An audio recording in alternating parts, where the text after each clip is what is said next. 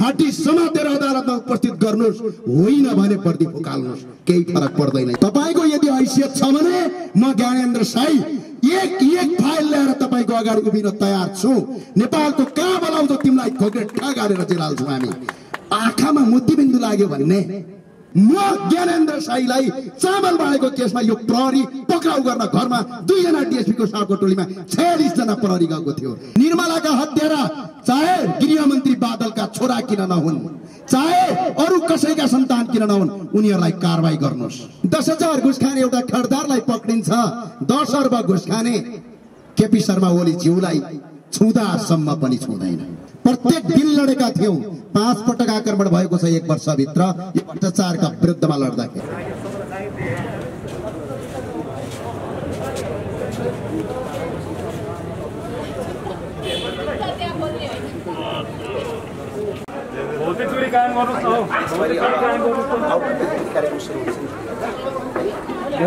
आज सानो नजिक जानु ब्यानरहरू बनाएको छ, अनि ब्यानरहरू यहीँ छोडिदिनु पर्ने हो, के गर्नुपर्ने हो? तपाईको फोटो राखेर हामीले ब्यानर बनाएको है, यतै राखिदिन्छु। एकजना आयोजकको मान्छेहरू अनि अहिले स्वास्थ्य अवस्था कस्तो छ कि?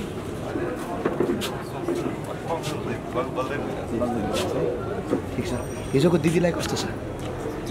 ठिक छ है। ल प्रतिबद्धता छ, हामी लडिराख्छौँ, बाहिर कार्यक्रम गर्छौँ है। धन्यवाद। मलाई होइन, तिमीले गरेको कार्यक्रम धेरै राम्रो छ है। तिमी अनसनमा लडिराखेका छौ, म त ज्यान दिएर लडेँ नि। दुईटैले ज्यान दिँदैछौँ, हामी सँगै हुन्छ भाइ है त। ल यी है है त्यहाँ उभिने फोटो नन्दप्रसाद अधिकारी हुन्छ, यिनीहरू बरु यो आन्दोलनलाई कसरी पुऱ्याउने भन्ने लाग्छ कि त्यो सङ्घर्ष समितिको मान्छे छ। हामी देशव्यापक आन्दोलन गर्ने है।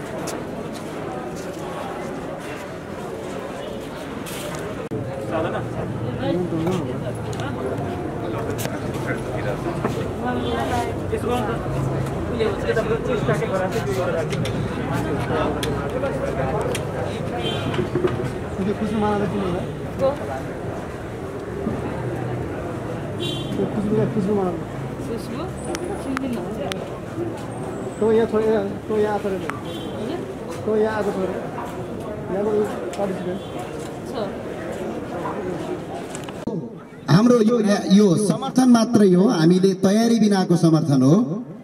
हामी त्यो भएर धेरै साथीहरूलाई आग्रह, यो मासलाई भन्दा पनि यो विचारलाई कदर गर भन्ने कुरालाई मैले मध्यनजर ठानेको छु र अनसनरत सत्याग्रही यीलाई र उहाँका साथीहरूलाई समर्थन गर्दछौं। भ्रष्टाचारका विरुद्धमा उहाँहरूले थालेको अनसन फुल साथ र समर्थन हाम्रो रहनेछ। उहाँले त अनसन थाल्नु भएको छ, हामीले जीवन फालेका थियौं, प्रत्येक दिन लडेका थियौं। 5 पटक आक्रमण भएको छ 1 वर्षभित्र यो भ्रष्टाचारका विरुद्धमा लड्दाखेरि।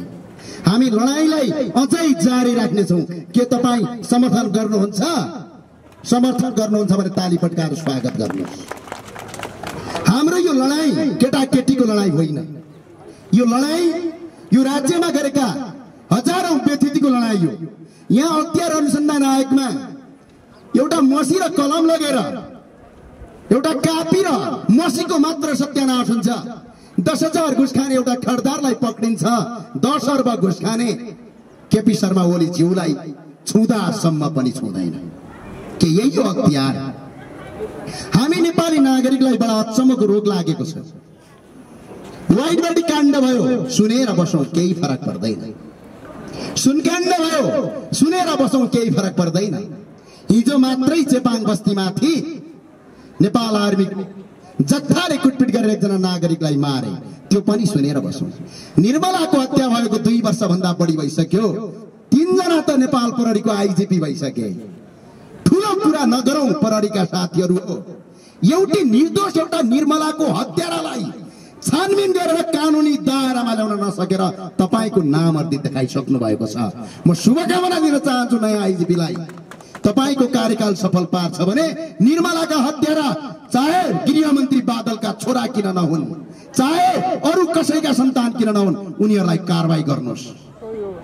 बाहिर कुरा आजका दिनसम्म ठुलालाई कानुन नलाग्ने, सानालाई मात्रै कानुन लाग्ने यो देश भन्छ भने संविधान 2टा लेख्नुहोस्। म संविधान 2टा लेख्नुहोस्। गरिबलाई कानुन लाग्छ, जसले नीति जान्नेलाई कानुन लाग्छ, जसले तपाईको पैसा दिन सक्दैन, जो सत्ता र शक्तिमा छैन त्यसलाई मुद्दा लगाउँछु भनेर कानुनमा स्पष्ट लेख्नुहोस्। होइन भने यो किसिमको जुन नाटक छ यो नाटक नगर्न म सम्माननीय प्रधानमन्त्रीज्यूलाई र प्रधान न्यायाधीशज्यू त हिजो भर्खरै बिक्रीमा हुनुहुन्छ। एकजना चेलीको हत्या गरेको मान्छेलाई चाहे त्यो आइजिपी किन नहोस्, चाहे डिआइजी भिआइजी टिआइजी जे भए पनि नेपालको प्रत्येक नागरिकलाई समान रूपमा बाँच्न पाउने अधिकार छ। नेपालका प्रत्येक नागरिकलाई कानुन लाग्ने अधिकार छ। कानुनको धज्जी उडाइएको छ। आज भाइ, आज साथी यी आज अनसनमा छन्। हामीले अघि नै हाम्रो जिता बरालले भनिसक्नुभयो, हामी बारम्बार लडिरहेका छौँ। आज पनि लास टिचिङ अस्पतालमा आँखा खोलेर हेरिरहेको छ। आफ्ना छोराको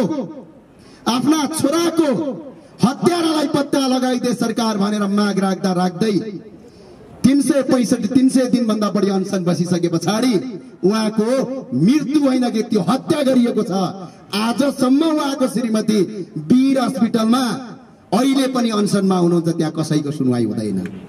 एक हातमा पैसाको बिटो र शक्तिको बिटो, अर्को हातमा कानुन। म आग्रह गर्न चाहन्छु, यदि कानुन नै गर्ने भने कसैलाई कानुन नलगाऊ, जसको शक्ति त्यसको भक्ति गरोस्। यदि त्यो गर्छ भने छोडिदिनुहोस् यो कानुन। हामीले पनि जानेका छौँ कहाँलाई कहाँ टोक्न पर्छ भनेर। हामी कानुनी राज्य मान्नुपर्छ, विधिको शासन मान्नुपर्छ भनेर हामी लोयल हुने। यी भ्रष्टाचारीका दलालहरू, यी नाइकेहरू, यी चोर अपराधीहरू कानुनलाई हातमा लगेर डटपेनको कलमले मसी थिचेर यिनीहरू अदालतबाट भ्रष्टाचारीलाई सफाया दिने, अपराधीलाई पक्राउ गर्न नसक्ने। म ज्ञानेन्द्र साईलाई चामल बाँडेको केसमा यो प्रहरी पक्राउ गर्न घरमा 2 जना डिएसपीको साथको टोलीमा 46 जना प्रहरी गएको थियो। निर्मलाको एउटा हत्या पत्ता लगाउन सक्दैन। कहाँ गयो त्यो न्याय? के निर्मला बहिनी यो देशको नागरिक होइन? आज यो देशको नागरिक होइन। यो देशको नागरिक हो भने सबैलाई बराबरको कानुन हुनुपर्छ। विश्वको दोस्रो प्रहरी संगठन रे कहाँ छ त्यो प्रहरी संगठन? प्रचण्डको एकरोटीमा छ। त्यही हो संगठन कि मन्त्रीको अगाडि पछाडि घुमिरहेछ, 48 जना पूर्व भिआईका अगाडि पछाडि घुमिरहेछ। हामी आग्रह गर्न चाहन्छौँ नयाँ आइजिपी साहब, तपाईको यदि कार्यकाल सफल हुने हो भने निर्मलाका हत्यारालाई घाँटी समातेर अदालतमा उपस्थित गर्नुहोस्। होइन भने पर्दी फुकाल्नुहोस्। केही फरक पर्दैन, यहाँ हुनेवाला केही पनि छैन। अन्यायको सीमा हुन्छ। हरेक वर्ष कानुन यति कमजोर पारिन्छ। प्रत्येक नागरिकलाई अरूको उदाहरण छोड्नुहोस्, व्हाइट बडी काण्डका दोषी मुसु हाँसिरहेका छन्। हामी जनता चुप लाएर बस्छौँ। जुन दिन आज हिजो पवित्र कार्कीलाई एसिड हानियो, हामी जनता साइलेन्ट। जुन दिनसम्म आफ्नै छोरीलाई एसिड हान्दैन तबसम्म यो जनता उठ्दैन। यो जनता गणेशमान सिंहले भने जस्तो हामी भेडा छौँ। मलाई यो लाग्छ आज देशको अर्थतन्त्रको तपाईको 90% हुन्छ। आज यिनले उठाउनु भएको यो कोरोना काण्डमा हिजो स्वास्थ्य मन्त्रीले भन्नुभयो, सरकारलाई भ्रष्टाचारी पर्नेका आँखामा मोतीबिन्दु लागे रे। स्वास्थ्य मन्त्री ढकालज्यू तपाईको हैसियत सांसदको मात्रै हो, त्यहाँभन्दा आफै मन्त्री भन्नुभयो, जनताले भना होइन। तपाईको यदि हैसियत छ भने म ज्ञानेन्द्र साई एक फाइल ल्याएर तपाईको अगाडि उभिन तयार छु। नेपालको कहाँ बोलाउँछौ तिमीलाई खोकेर ठगालेर जेल हाल्छौँ हामी। आँखामा मोतीबिन्दु लाग्यो भन्ने, अरबौंको भ्रष्टाचार गर्ने। एउटा यही सर्जिकल मास्क अगाडि हामीले लगाएको सर्जिकल मास्क 2 रुपैयाँ पर्ने सर्जिकल मास्कलाई यिनीहरूले 39 रुपैयाँ र 52 रुपैयाँमा किन्ने। सिस्टम मिलाएर भ्रष्टाचार गर्ने, अझ भ्रष्टाचार गर्यो भने मोतीबिन्दु लाएर भन्ने यो देश स्वास्थ्य मन्त्रीका बाउले आर्जिया होइन। नेपालका 3 करोड नागरिकको योगदान छ यो देशमा। यदि हिम्मत र दम छ भने तपाई कहाँ हुनुहुन्छ स्वास्थ्य मन्त्रीज्यू? तपाई नेपालको कुन टेलिभिजनमा बहस गर्न चाहनुहुन्छ? नेपालको कुन मञ्चमा तपाई बहस गर्न चाहनुहुन्छ? तपाईको 8 अर्ब रुपैयाँ भ्रष्टाचार मैले निकालिन भने त्यो दिनदेखि म यो देश छोड्छु, मलाई देश निकाला गर्नुहोस्। होइन भने त्यस्ता अराजक गतिविधि नगर्नुहोस्। हामी जनता पनि बडा अजबका जनता छौँ। हामी नागरिक यस्तो भएर आज यो देशमा लुटतन्त्र मचिरहेको छ। आज हरेक नागरिक अनसन बस्नुपर्छ। अनसन बस्दा बस्दै मान्छे मरिसके, त्यहाँ अनुमान छैन। आज 12 दिन भयो।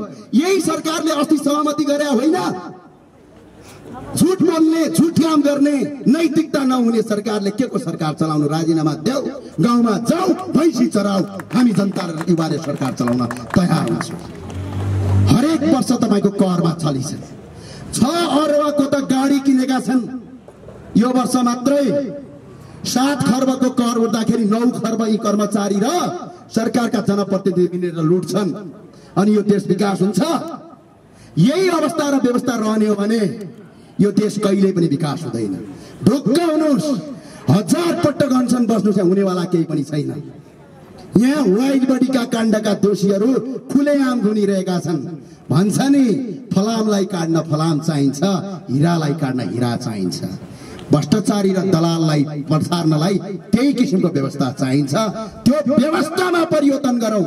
मसी र डटपेन अख्तियारमा खेर नफालौँ। अख्तियारका प्रमुखहरूलाई तपाईले हेर्नु भएको छ भने म आग्रह गर्न चाहन्छु। हजारौं मुद्दाहरू छन्। स्वयं प्रधानमन्त्रीका विरुद्धमा पनि भ्रष्टाचारको मुद्दा छ। स्वयं तपाईको आएर प्रचण्डका विरुद्धमा भ्रष्टाचारको मुद्दा छ। बालुवाटार काण्डको मुद्दा छ। मेलम्चीको काण्डको मुद्दा छ।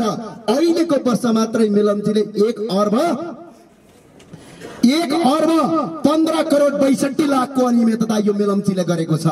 जब यो सरकार बन्दाखेरि मेलम्ची 97% मेलम्चीको काम सकिएको थियो। सिर्फ बजेट खानलाई, चुनावमा भोट माग्नका लागि 97% सकिएको मेलम्चीको कामलाई 3 वर्ष पछाडि धकेलियो। अझ जनता छ। हिजो मात्रै मलेसियाका पूर्व प्रधानमन्त्री नजिब रजाकलाई तपाई भ्रष्टाचारको केसमा 12 वर्षभन्दा बढीको सजाय गरिएको छ। हे जनता, हे नागरिकहरू, कुन दिन आउला यो भगवान यी भ्रष्टाचारी प्रधानमन्त्रीहरूलाई लगेर जेलमा हालोस्। यसका लागि व्यवस्था परिवर्तन गर्न पर्छ। यसका लागि यो शासन व्यवस्थाका भएका कमजोरीलाई परिवर्तन गर्न पर्छ। होइन भने तपाई जति पटक लड्नुस्, अख्तियारले कारबाही गर्नेवाला छैन। अख्तियार कसलाई कारबाही गर्छ भने 10,000 घुस खाने, आफ्नो परिवार पाल्ने एकजना नागरिकलाई कारबाही गर्छ। 10 अर्ब खानेलाई होइन। खर्बौंको भ्रष्टाचार गर्नेलाई होइन। हामी नागरिक अब सचेत हुनुपर्छ र हामी अहिले आग्रह गर्न चाहन्छौँ। आज 12 दिन भइसक्यो, फेरि एउटा सम्झौता गर्छ, मजाले आउँछ, अनसन तोडाउँछ, फेरि काम गर्दैन। यो उदाहरण त गोविन्द केसीको आन्दोलनबाट देखिसकिएको छ। गोविन्द केसीले कति पटक अनसन बसेर लेखाजोखा छैन। प्रत्येक पटक अनसनमा उहाँलाई झुक्क्याइन्छ। प्रत्येक पटक एउटा नेपालको डाक्टरलाई आरोप लगाइन्छ। अझ हामी चाहिँ नेपाली जनता यसको विरुद्धमा लड्छौँ भन्दाखेरि हामीमा युनाइट हुँदैन। हरेक पार्टीको झण्डा बोक्दै हामी हिँडेका छौँ। नेपालका नागरिकलाई मेरो आग्रह छ, जुन दिन तपाईँ पार्टीको झण्डा बोकेर छोडेर राष्ट्रिय झण्डा बोक्न सक्नुहुन्न, त्यो दिनसम्म यो देश विकास हुँदैन। तपाईँ ढुक्क हुनुहोस्। जो आए काले भाले साले, जो आए पनि केही हुनेवाला छैन।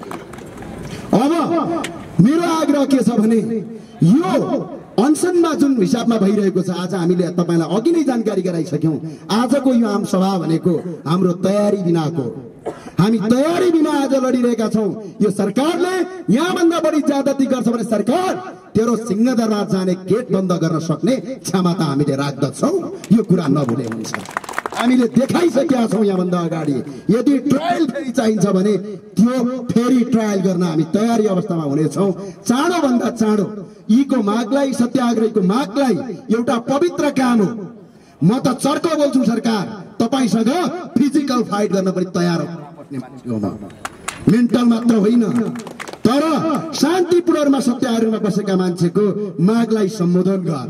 होइन भने नेपाली जनता सडकमा आएर यो सरकारलाई कुर्सी पद र सबैबाट फाल्न तयार रहेन अवस्था रहन सक्छ।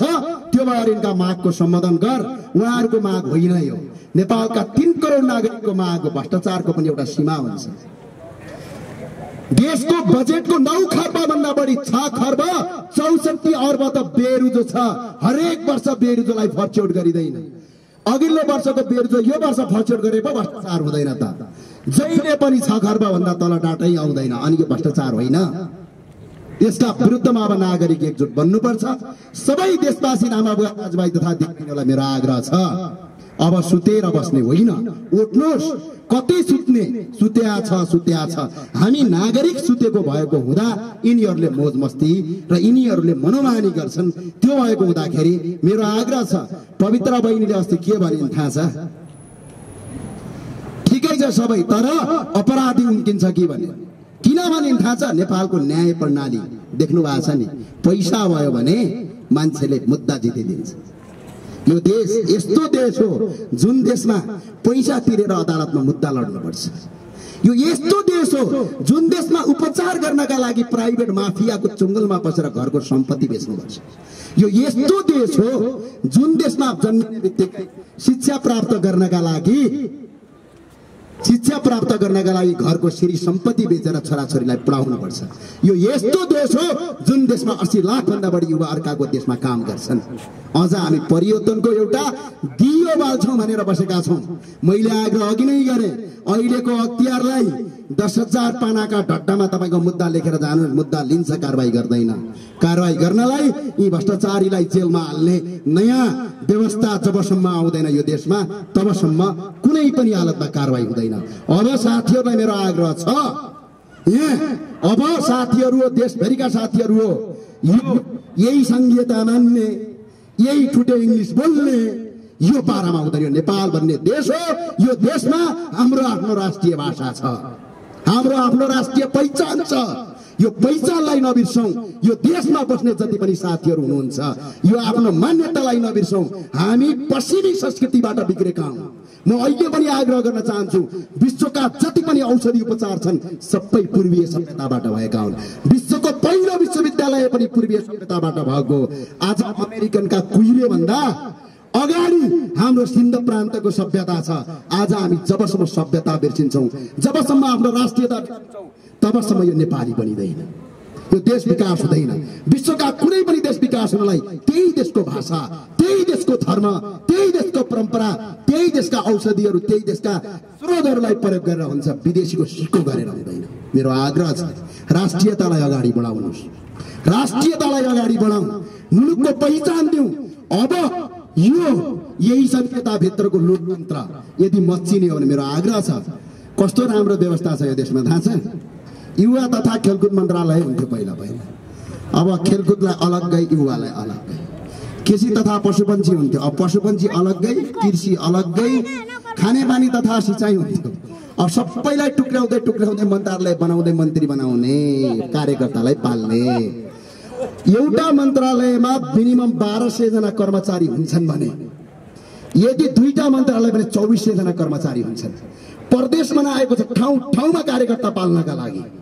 नेपालमा 800 जना भन्दा बढी सांसद छ, 754 वटा तपाईँको सरकार छ। प्रत्येक सरकारका कार्यकर्तालाई तपाईँको पैसा दिनुपर्छ। प्रत्येकलाई 800 भन्दा बढी सांसदलाई पाल्नुपर्छ, 100 जना भन्दा बढी मन्त्रीलाई पाल्नुपर्छ।